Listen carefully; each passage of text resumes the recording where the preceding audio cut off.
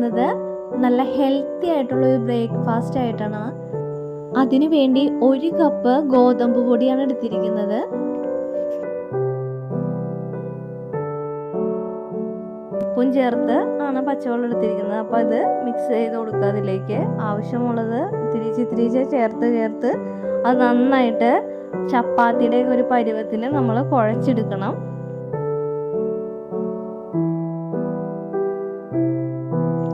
ചപ്പാത്തിയും പൂരിയൊക്കെ കഴിച്ച് മടുത്തവർക്ക് ഇതൊന്ന് ട്രൈ ചെയ്ത് നോക്കാവുന്നതാണ് കേട്ടോ. ഇനി കുറച്ച് വെളിച്ചെണ്ണയും കൂടി മിക്സ് ചെയ്ത് കൊടുക്കുക. ഇപ്പൊ തന്നെ നല്ല സോഫ്റ്റ് ആയിട്ടുണ്ട്. നന്നായിട്ട് ഇനി ഒന്നും കൂടി മിക്സ് ചെയ്ത് കൊടുക്കണം. എന്നിട്ട് ഒരു അരമണിക്കൂറോളം അത് റെസ്റ്റ് ചെയ്യാൻ വെക്കണം. നല്ല സോഫ്റ്റ് ആവും അപ്പോഴേക്കും. അപ്പോഴേക്കും നമുക്ക് ഫില്ലിങ്ങിനുള്ള കറി റെഡിയാക്കാം. പാൻ വെച്ചിട്ടുണ്ട്. കുറച്ച് വെളിച്ചെണ്ണ ഒഴിച്ചു കൊടുക്കുക. ഇപ്പോൾ വെളിച്ചെണ്ണ ചൂടായപ്പോൾ 1/2 ടീസ്പൂൺ കടുക് ചേർത്ത് കൊടുക്കുകയാണ്. ഒരു 6 അല്ലി ചെറുതായിട്ട് അരിഞ്ഞ വെളുത്തുള്ളി ചേർത്ത് കൊടുത്തിട്ടുണ്ട്. അതൊന്ന് മൂത്ത് വരുമ്പോഴേക്കും നമുക്ക് ഒരു കഷ്ണം ഇഞ്ചി ചെറുതായിട്ട് അരിഞ്ഞത് ഇട്ട് കൊടുക്കാം കേട്ടോ. ഇഞ്ചിയും വെളുത്തുള്ളി ഇപ്പോൾ ഇട്ടിട്ടുണ്ട്. ഇനി അത് ബ്രൗൺ കളർ ആവുന്നത് വരെ നമുക്ക് വഴറ്റി കൊടുക്കുക. ബ്രൗൺ കളർ ആയിട്ടുണ്ട്. ഇനി നമുക്ക് ഒരു 2 വലിയ സവാള ചെറുതായിട്ട് കട്ട് ചെയ്തത് ഇട്ട് കൊടുക്കുകയാണ്.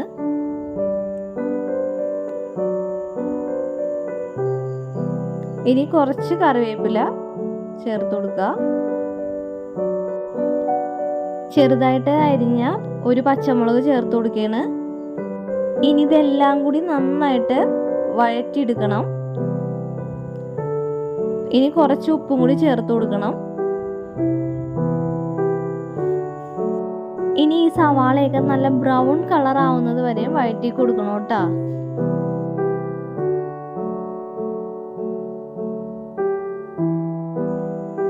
ഇനി ഇതിലേക്ക് 1/4 ടീസ്പൂൺ മഞ്ഞൾപ്പൊടി ചേർത്ത് കൊടുക്കണം.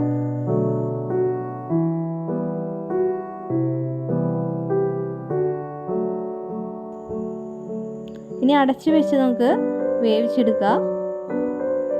ഇപ്പോൾ സവാളയൊക്കെ നന്നായിട്ട് വെന്തിട്ടുണ്ട്. ഇനി പൊടികൾ ഇട്ട് കൊടുക്കുക. 1/2 ടീസ്പൂൺ മല്ലിപ്പൊടി ചേർത്ത് കൊടുക്കുകയാണ്.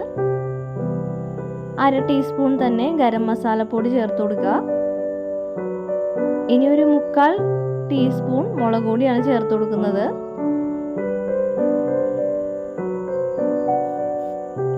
ഇനി ആ പൊടികളുടെ പച്ച സ്മെല്ലൊക്കെ പോകുന്നത് വരെ നന്നായിട്ട് അങ്ങോട്ട് വഴറ്റി കൊടുക്കണം. ഇപ്പോൾ മസാലയുടെ ഗ്രേവിയൊക്കെ റെഡി ആയിട്ടുണ്ട്. ഇനി 2 ടീസ്പൂൺ ടൊമാറ്റോ സോസാണ് ഒഴിച്ചു കൊടുക്കുന്നത്. ഈ ടൊമാറ്റോ സോസ് ഒഴിക്കുമ്പോൾ നല്ല ടേസ്റ്റാണ് കേട്ടോ ഈ കറിക്ക് ഉണ്ടാവുന്നത്. ഇനി ഈ ടൊമാറ്റോ സോസും കൂടി ചേർത്തിട്ട് നന്നായിട്ട് ആ സവാളയിലും ആ മസാലയിലൊക്കെ പിടിക്കണം. അത് വളരെ പെട്ടെന്ന് തന്നെ ഈ മസാല റെഡിയാക്കി എടുക്കാൻ പറ്റും. സവാള വാടി വരുന്ന ആ ഒരു സമയം മാത്രം മതി ഇതിന്.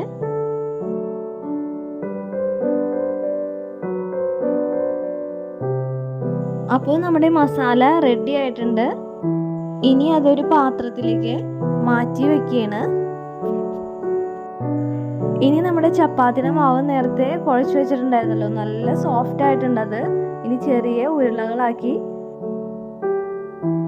കയ്യിൽ വെച്ചിട്ട് നന്നായിട്ട് ഉരുട്ടിയെടുക്കണം. ചെറിയ ഉരുളകൾ മതി. ഒരു പൂരിയൊക്കെ ഉണ്ടാക്കാറില്ലേ, ആ ഒരു പരുവത്തിലാണ് എടുക്കേണ്ടത്. ഇനി പലകയുടെ മുകളിൽ കുറച്ച് ഗോതമ്പ് പൊടി ഇട്ടിട്ടുണ്ട്. ഇനി ആ ഉരുട്ടിയെടുത്ത ഒരുപാട് തിന്നായിട്ട് പരത്തരുത്, അതേപോലെ ഒരുപാട് കട്ടിയിലും പരത്തരുത്. ഒരു പാകത്തിന് വേണം അത് പരത്തിയെടുക്കാനായിട്ട്.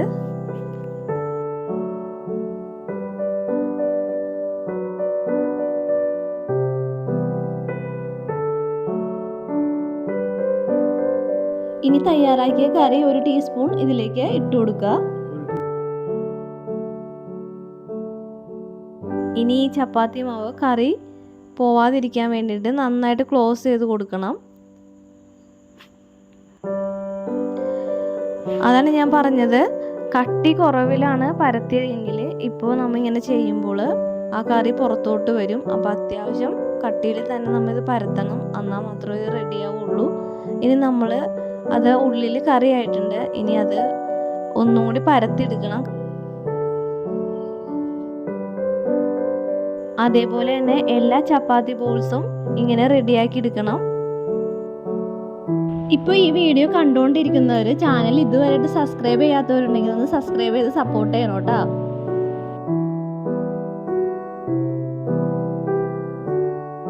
ഇപ്പോൾ എല്ലാ ചപ്പാത്തി ബോൾസും അതേപോലെ തന്നെ കറി വെച്ച് നന്നായിട്ട് പരത്തിയെടുത്തിട്ടുണ്ട്.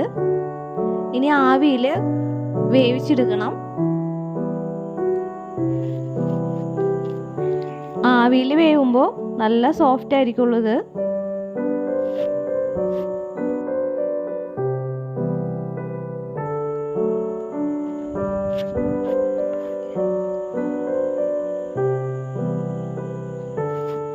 ഇപ്പോൾ എല്ലാവരും വെച്ച് കഴിഞ്ഞിട്ടുണ്ട്. ഇനി അടച്ച് വെച്ച് വേവിച്ചെടുക്കുക. ഒരു 5 മിനിറ്റ് ഒക്കെ വേവിച്ചാൽ മതി. ഇപ്പോൾ 5 മിനിറ്റ് ആയിട്ടുണ്ട്. അപ്പോൾ തുറന്ന് നോക്കിയപ്പോൾ വെന്തിട്ടുണ്ട്. ഇനി നമുക്കൊരു പാത്രത്തിലേക്ക് മാറ്റി വെക്കുകയാണ്.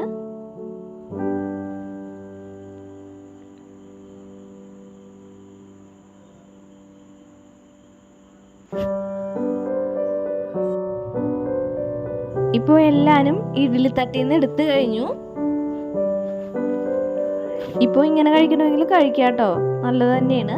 ഇനി ഞാനത് കുറച്ച് എണ്ണ ഒഴിച്ചിട്ട് ഒരു ഷാലോ ഫ്രൈ ചെയ്തെടുക്കണം. അത് കൂടുതൽ വെളിച്ചെണ്ണയൊക്കെ ഒഴിച്ച് ഡീപ്പായിട്ട് വറുത്തെടുക്കണമെന്നില്ല, ഷാലോ ഫ്രൈ ആണ് ഇത് ചെയ്യേണ്ടത്. നമുക്ക് ബ്രേക്ക്ഫാസ്റ്റിനൊക്കെ കഴിക്കണമെങ്കിൽ അധികം വെളിച്ചെണ്ണയുടെ ആവശ്യമില്ലല്ലോ. അപ്പോൾ ഇങ്ങനെ ചെയ്തെടുത്താൽ മതി. ഒരു വശം മൂത്ത് വരുമ്പോൾ അടുത്ത വശം മറിച്ചിട്ട് കൊടുത്താൽ മതിയല്ലോ. ഇപ്പോൾ ഒരു വശം മൂത്തിട്ടുണ്ട്, അപ്പോൾ അടുത്ത വശം നമ്മൾ മറിച്ചിട്ട് ഇങ്ങനെ കൊടുത്താൽ മതി. ഇപ്പോൾ നല്ല മുരുമുരാന്നായിട്ട് പൊന്തി വന്നിട്ടുണ്ട്. അത് കടിക്കുമ്പോൾ തന്നെ നല്ല മുരുമുരാന്നിരിക്കും.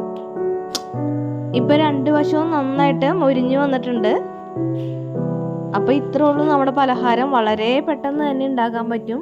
ബ്രേക്ക്ഫാസ്റ്റിനായാലും 4 മണി പലഹാരത്തിനായാലും ഒക്കെ നമുക്കിത് കഴിക്കാൻ പറ്റുന്നതാണ്. ചപ്പാത്തി പൂരിയൊക്കെ ഗോതമ്പിൻ്റെ കഴിച്ച് മടുത്തെങ്കിൽ ഇങ്ങനെയൊക്കെ ഒന്ന് ട്രൈ ചെയ്ത് നോക്കണം കേട്ടോ. നല്ല ടേസ്റ്റാണ്. വേറെ കറിയൊന്നും വേണ്ട, ഉള്ളിൽ തന്നെ കറി ഉള്ളത് കൊണ്ട് വേറെ കറിയുടെ ഒന്നും ആവശ്യമില്ല. അപ്പോൾ കഴിക്കുമ്പോൾ നമുക്ക് കറിയും ഉണ്ട് ഇതിൻ്റെ അകത്ത്. നല്ല ടേസ്റ്റ് ഉണ്ട് ആ കറിക്കും.